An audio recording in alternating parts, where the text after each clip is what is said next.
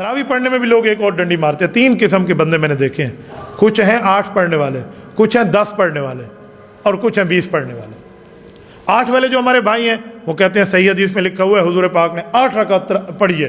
ہم کہتے ہیں جی بالکل لکھا ہوا ہے, لیکن ساتھ 4 باتیں اور بھی لکھی ہوئی ہیں اسی حدیث کے اندر. وہ 4 تم نے چھوڑ دی, صرف 8 کا لفظ لیا. پہلی بات, اس میں لکھا ہوا ہے کہ حضور پاک علیہ السلام رات کے آخری حصے میں پڑھتے تھے, آپ رات کے شروع میں پڑھ رہے ہیں. اس میں لکھا ہوا ہے نبی پاک علیہ السلام 4 رکعت پڑھ کے پڑھتے تھے, 4 رکعت کر کے. تم 2 پڑھ رہے ہو. اس میں لکھا ہوا ہے نبی پاک اکیلے پڑھتے تھے اور تم باجماعت پڑھ رہے ہو. اور اس میں لکھا ہوا ہے نبی پاک پورا سال پڑھتے تھے, تم تو مہینہ پڑھ رہے ہو. پتہ چلا وہ تہجد کی نماز ہے جو پورا سال بھی ہے, آخر وقت میں بھی ہے, اکیلے بھی ہے, اور 4 رکعت ہے. تہجد میں اجازت ہے 4 پڑھ لیں 2 پڑھ لیں, لیکن حضور نے 4 پڑھی ہیں اکٹھی. تو پھر تہجد کی 8 رکعت ہے. آپ نے تہجد کو اٹھا کے ادھر ڈال دی ادھر, وہاں لکھا ہوا ہے پورا سال پڑھتے تھے. ما یزید رسول اللہ صلی اللہ علیہ وسلم فی رمضان ولا فی غیرہ علی 11 رکعتا. حضرت عائشہ رضی اللہ عنہ کی روایت ہے پورا سال حضور پاک 11 رکعت پڑھتے, 8 رکعت تہجد, 3 رکعت وتر.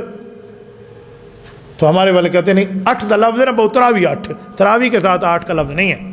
تراویح کا مسئلہ الگ ہے. مصنف ابن ابی شیبہ امام بخاری کے استاد کی حدیث کی کتاب ہے. اس میں حضرت عبداللہ بن عباس فرماتے ہیں, حضور پاک علیہ السلام کے چاچا کے بیٹے, کزن, حبر الامہ, مفسر قرآن حضرت عبداللہ بن عباس رضی اللہ تعالیٰ عنہما. میں نے ان کی قبر پہ حاضری دی ہے.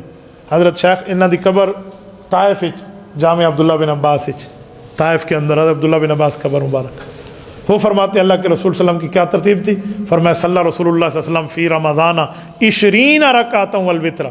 حضور علیہ السلام نے 20 رکعت تراویح اور پھر وتر پڑھائے رمضان میں. تو یہ ترتیب ہے میرے بھائیوں. اچھا کوئی 10 والے بھی ہیں. 10 والے پتہ ہے کون ہیں؟ 10 والے وہ ہیں جو پڑھنے 20 آئے ہیں لیکن مصیبت دے پیچھے 10 پڑھ چھوڑے ہیں. پتہ ہے کیا, جیسے امام سلام پھیرے گا امام نے اگلی رکعت کے لیے اٹھ جانا ہے اور یہ سمجھیں گے صرف اس نے اٹھ کے پڑھنا ہے. یہ نال علیہ کو سنا روزہ کی میں گزرائی, ڈاڈھی گرمیاں ہی صحیح آج تک, پگرو پگھر تھی گئے, پسینہ ہے سر تلا کے پیراں تک, ڈاڈھی سخت ترے بھی ڈاڈھی لگی ہے. گاہ کی اج دکان تے بہو سارے آن بہو وہ کہتے ہیں شگیردی بے صحت سدھے کام نہ کرے دے. ہن چھوڑا تو کم تھی ویا تے مالکا کو کون پوچھیا سائیں. بس ہن ایویں ہی ذلیل تھیندے رہے. آج بہرحال چلو شکر ہے, اللہ دا شکر ہے, ہن بجلی شجلی کھڑوتی ہے. اتنے میں امام رکوع میں یا اللہ اکبر کر کے رکوع میں. تو یہ 10 رکعت بولتے رہے, 10 رکعت پڑھی. تو یہ 10 رکعت والے ہیں, 20 والے تو نہیں ہیں نا.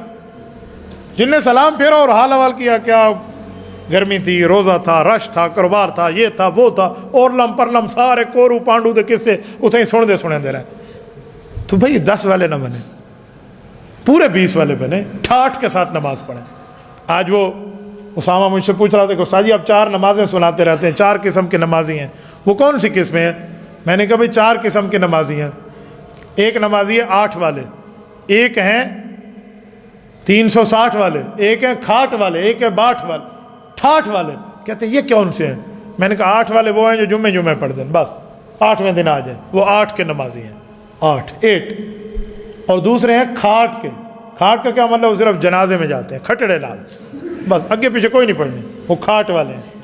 اور تیسرے ہیں 360, وہ صرف عید پڑھتے ہیں سال 1 دفعہ, 360 کے نمازی ہیں. اور چوتھے ہیں ٹھاٹھ کے نمازی, وہ ہر دفعہ آتے ہیں اور ہر دفعہ پڑھ کے جاتے ہیں. تو ہم ٹھاٹھ کے نمازی بنے, 8 والے کھاٹ والے 360 والے نہیں بننا. تو بھئی 20 سے پڑھنے آؤ تو 20 ہی پڑھو. خدا کے بندے امام کے ساتھ تکبیر اولیٰ میں اللہ اکبر کر لو, نہیں 10 رکعت دا حال حوال.